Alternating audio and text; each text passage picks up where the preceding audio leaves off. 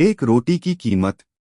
कभी कभी जिंदगी हमें ऐसे मोड़ पर लाकर खड़ा कर देती है जहां रिश्ते, पैसा और समाज सबकी असलियत सामने आ जाती है। यह कहानी एक गरीब माँ और उसके बेटे की है, जिसने भूख से लड़ते हुए दुनिया को इंसानियत का सबसे बड़ा सबक सिखा दिया। गांव के कोने में मिट्टी और लकड़ी से बनी एक झोपड़ी में एक बूढ़ी माँ अपने 12 साल के बेटे सोनू के साथ रहती थी। उसका पति कई साल पहले बीमारी से मर गया था। माँ खेतों में मजदूरी करके जैसे तैसे अपने बेटे को पाल रही थी। एक दिन माँ बीमार पड़ गई। तेज बुखार और शरीर में कंपकंपी। सोनू घबरा गया। घर में खाने को कुछ नहीं था। माँ की हालत खराब होती जा रही थी।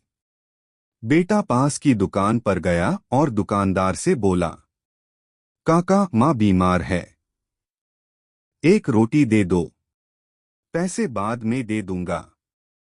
दुकानदार ने झिड़कते हुए कहा, बिना पैसे के दुकान नहीं चलती, जा यहां से। सोनू की आंखों में आंसू आ गए। वो गांव के मंदिर में गया और भगवान से बोला, हे भगवान, माँ कहती है तू सबका रखवाला है। अगर तू सच में है तो एक रोटी माँ को दिला दे। एक औरत जो मंदिर में पूजा कर रही थी, सोनू की बात सुनकर रो पड़ी। वो बोली, बेटा चल मेरे साथ। वो उसे अपने घर ले गई, माँ के लिए खाना दिया और डॉक्टर को बुलाया। डॉक्टर ने इलाज किया और माँ ठीक हो गई।